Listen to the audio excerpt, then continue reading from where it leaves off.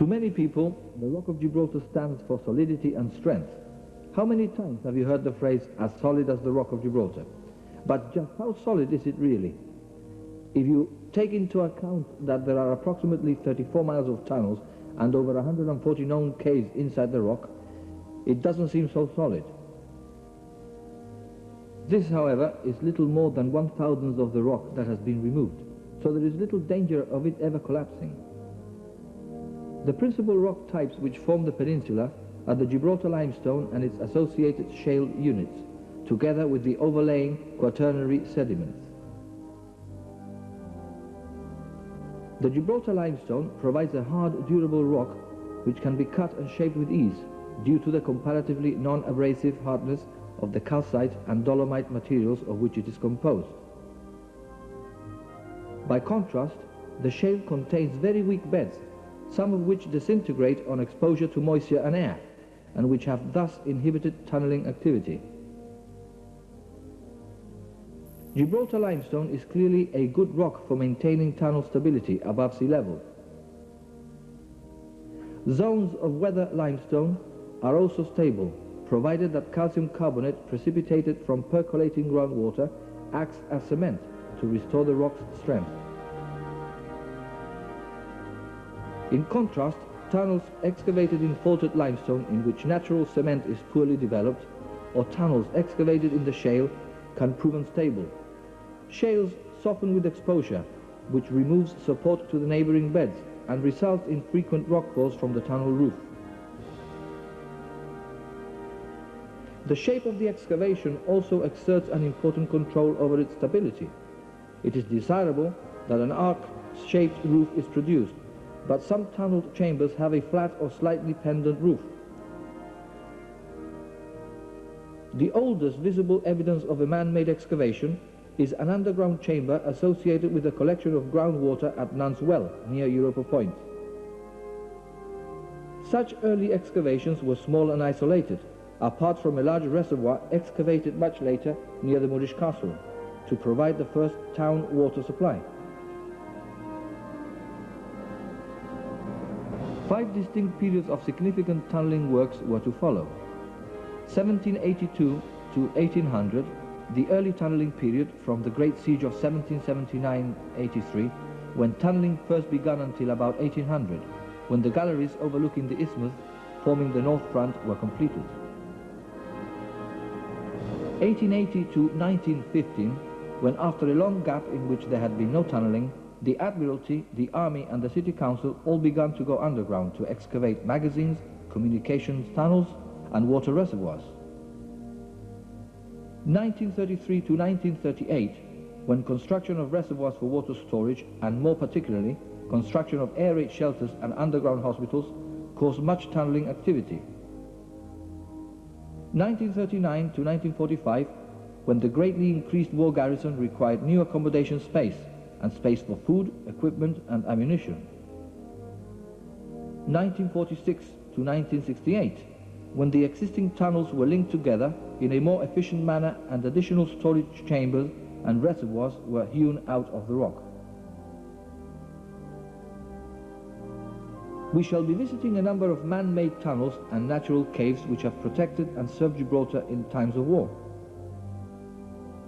This map highlights all the tunnels in the rock, not all accessible to the public. The ones we'll be visiting in this series are Arrow Street, running parallel to Dudley Ward Tunnel on the southeast side of the rock.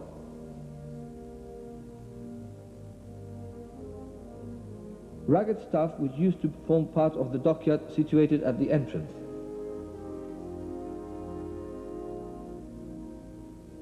The World War II tunnels.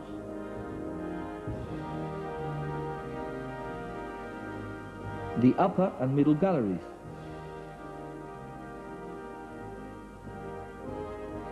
St. Michael's Cave and Lower St. Michael's Cave.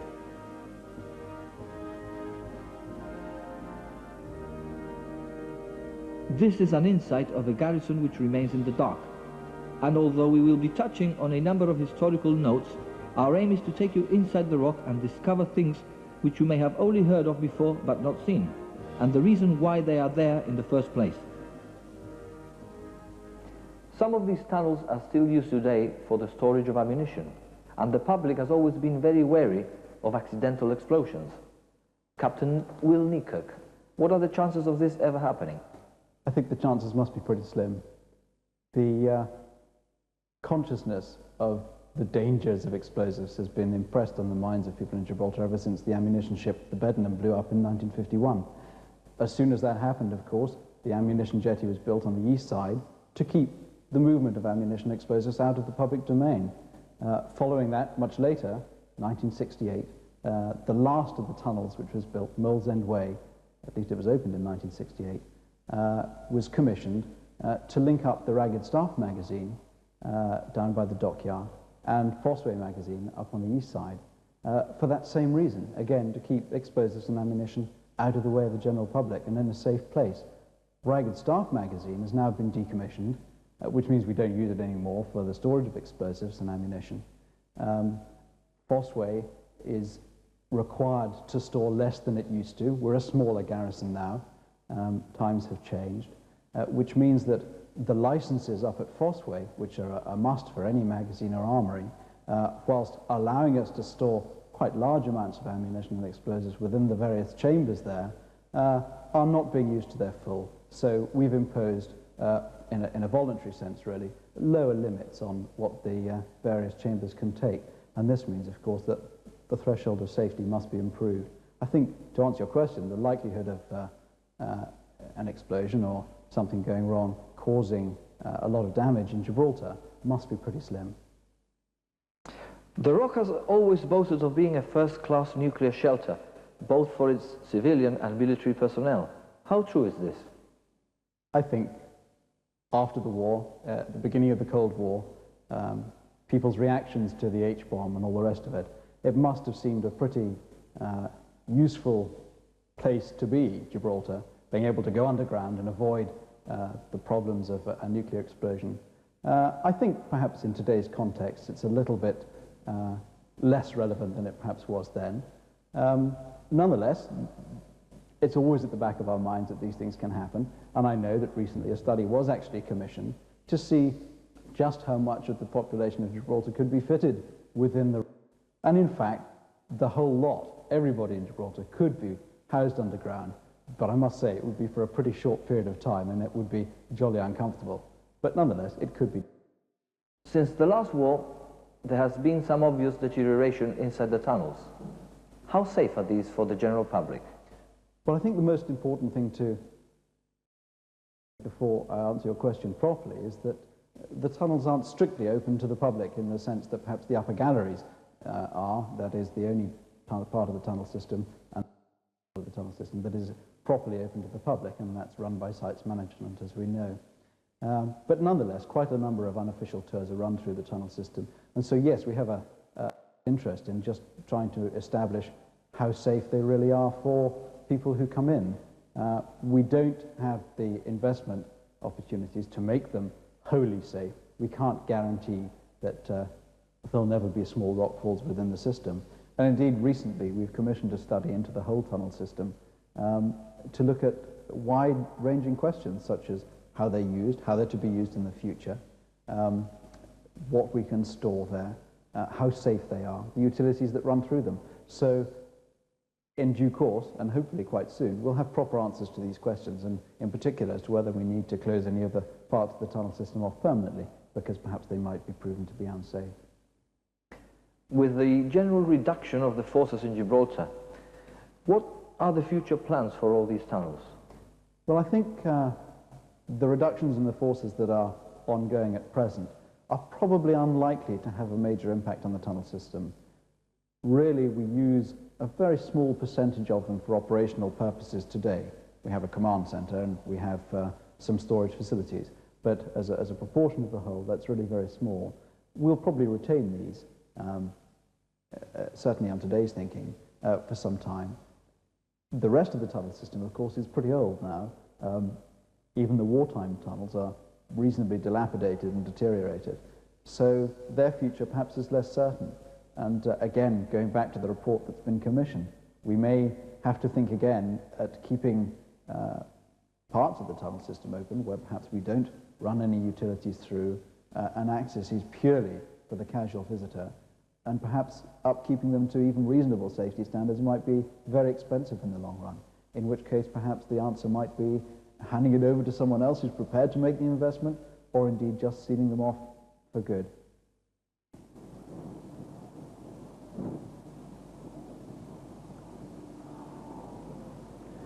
During the Great Siege of 1779-83, these batteries were called Willis's batteries, and they were the main firepower against the Spanish lines. The governor of Gibraltar at the time, General Elliot, began to worry about the rock safety when the enemy began to construct parallel trenches towards the right flank on the eastern beach side, which were getting out of reach from his guns situated here. General Elliot suggested putting a gun on the notch and offered a reward for anyone who could come up with a way of doing so. A Sergeant Major Ince of the newly formed Company of Artificers stepped out and said, "I can do it, sir. If we dig a tunnel through the rock, we can reach the notch and put your gun there." Elliot was delighted and gave the go-ahead, and on the 25th of May, 1782, digging actually started. Thus began the first of many tunnels which the Royal Engineers would dig in the years to come. The whole length of the upper galleries ended in a magnificent chamber called St. George's Hall, which mounted a battery of 7 guns. The whole of the works, resembling a ship which was unsinkable, could deliver a massive destructive broadside. When the Great Siege was over, Elliot showed his adversary, the Duke de Crillon, the galleries, who, turning to his companion, said, "These works are worthy of the Romans." Tunneling did not end with the siege, but continued with the repairing of all the damaged fortifications. Improvements were also carried out around the fortress. A second gallery was also started. These would eventually be known as the middle galleries. They would be more spacious and better planned than the upper galleries. There was no rush, and well-learned lessons were put to good use. These new galleries would protect the rock to the west. Guns would cover all the area by the inundation and the bayside barrier. Today, this is from the sundial to Landport. To have tried to capture Gibraltar by land at the time would have been sheer suicide.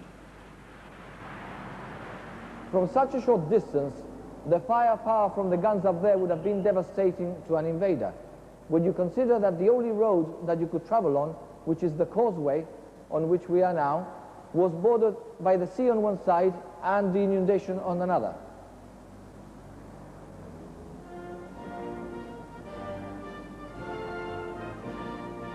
After such a prolific and exciting start during and after the Great Siege, which lasted around 10 years, tunneling in Gibraltar stopped abruptly. It wasn't till about 100 years later, through military and civilian enterprises, that the whole thing came to life again. In the 1890s, the army decided to excavate new stores and magazines at Windmill Hill Flats. A series of caves known as the Genista Caves already existed, and these were enlarged for military use.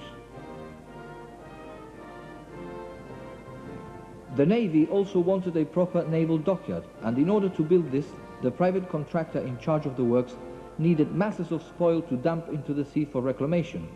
This could only come from several sources around the rock. To be able to get the spoil from the east side, a tunnel was excavated straight through the rock from Sandy Bay to the dockyard and named Admiralty Tunnel. A railway was set up to carry the spoil to the other side.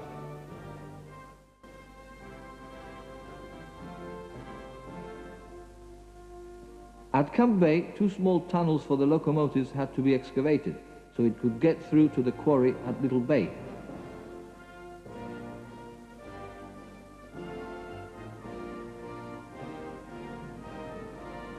At the same time, the Gibraltar City Council had also decided to have some reservoirs excavated in the rock above the Moorish castle, and so Gibraltar's second tunnelling frenzy was underway. In 1936, the political situation and the ever-increasing strength of Nazi Germany prompted further underground activity. The construction of most of the underground shelters was carried out during this time.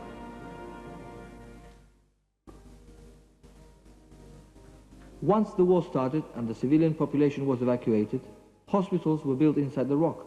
Some shelters were turned into hospitals. One of them was known as Calpe Hospital.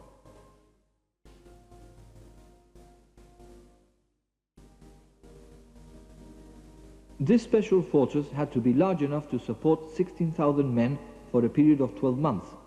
It would include storage for food, water, ammunition and fuel, as well as workshops, generators, hospitals and accommodation for the troops.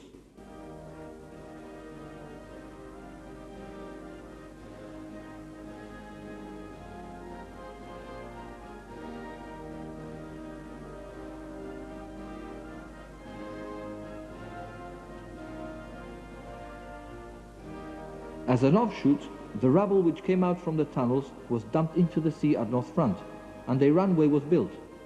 This was to have a great effect on the North African invasion, and Gibraltar got its airport. During the war, Arrow Street enabled vehicles to drive all the way around Gibraltar without having to turn back here. Unfortunately, this tunnel became unsafe and it was closed to the public. It was then decided to excavate a new and larger tunnel running parallel to it. In 1963-65, Dudley Ward Way Tunnel was completed for a two-way flow of traffic.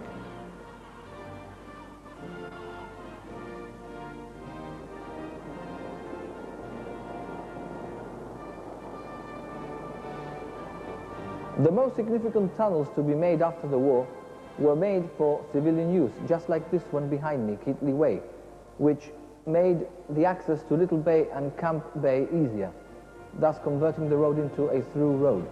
The tunnel itself is quite wide and comfortable to drive through.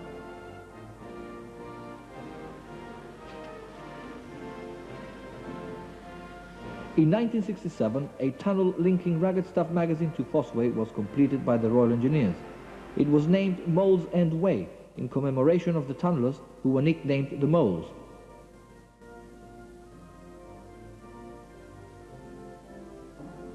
This was the last tunnel to be dug in Gibraltar by the Royal Engineers, for soon after, the tunnelling element of the sappers was disbanded. It was here in Gibraltar that it all started 200 years ago, and here it all ended.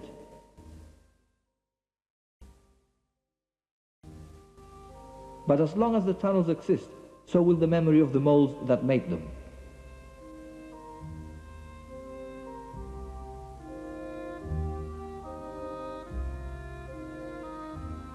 We have seen how successfully the siege tunnels have been developed for tourism. However, there is a vast network of other tunnels equally as interesting. Someone who's always had a keen interest in the tunnel system is Richard de Soysa. We asked him if opening these extra ones would attract more visitors to the rock. Well, I think so, Tito. Overall, I think this is like saying going to a little town and just being shown one particular shop. It's distinct from being able to see the whole shopping centre. So obviously it does make sense if you were able to develop the system and expose it totally for what it is. Remember that what we have here is something which is totally unique. There are two things about Gibraltar which are unique. One are the apes, and two is the tunnel system.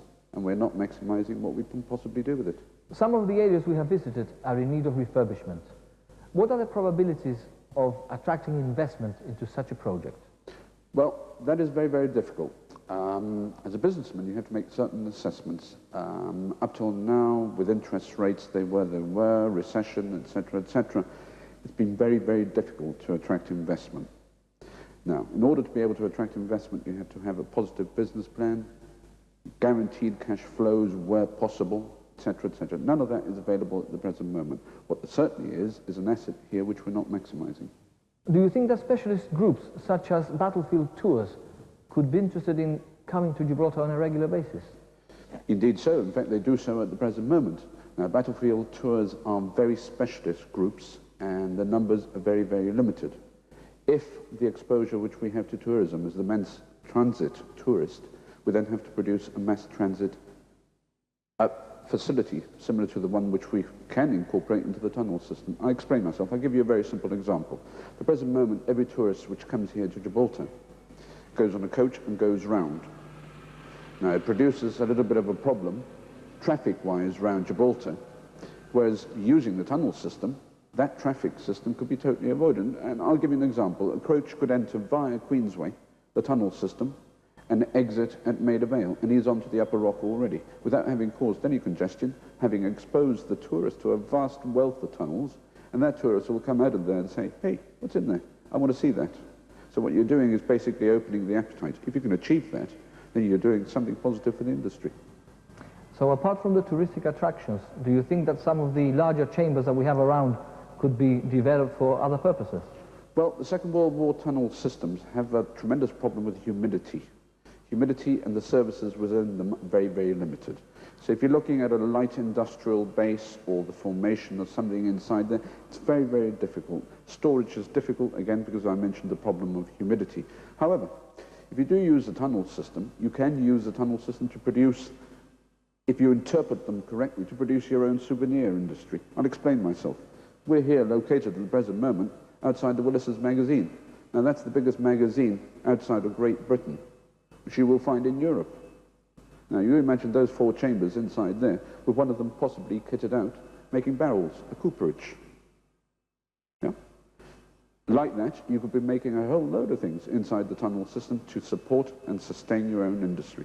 Now just going back to the siege tunnels, you were telling me they were very successful. I'm sure they are very successful, but they're not maximizing what they could possibly be doing if they were located in a site like here. 1, you've got real estate. 2, you've got space. 3, you can develop your service industries. You can build a restaurant here. You could have alternative activities to just the tunnel system. At the present moment, the site, yeah, it's great. Access to them is very, very difficult. How can we improve that? You need to have a mass transit system. Can you have a mass transit system here? I explain myself again. You could have a cable car coming up all the way here. You could have an aerial ropeway coming all the way up here. Why can't we have those things? Those are problems which have to be addressed to by people if they wish to develop the system. And it must be done if Gibraltar wants to have a good product available. Where would you situate such an aerial ropeway? Well, the obvious place to do it would be the Lamport Ditch. I would start from the Lamport Ditch, rising all the way up to the siege tunnels. You would then attract 2 markets. One, which is coach-bound, which has already got a ticket sold to it. The second one is the pedestrian who walks into Gibraltar has to go past the Lamport Ditch. He comes into Gibraltar, walks into Casement, and there he is. He's exposed to it totally. He sees that aerial ropeway and says, hey, I want to go on that. Where's that leading to? It's immediate. Everybody wants to see a winner, an attraction. This is something which I want to see. This is something which I want to do. And I think the important thing, and sadly it's something which we're not achieving at the present moment, is a tourist is leaving Gibraltar and saying, well, I've seen it all. Now, you and I know that isn't the case. We must do something to make sure that the person who comes here and says, I've got a taste for that, I want to go back. It must make sense economically for all concerned. Do you know any other place around the world, another former colony, for example, that's running a system like this? And well, already...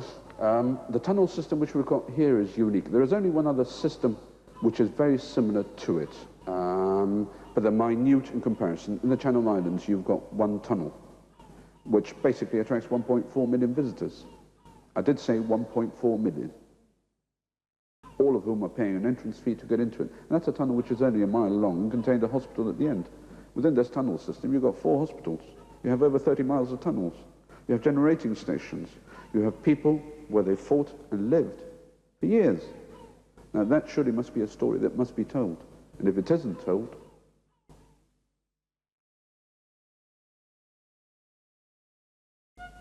over the next few weeks, we will be visiting several of these tunnels and some natural caves which have been discovered as a result of tunneling inside the rock.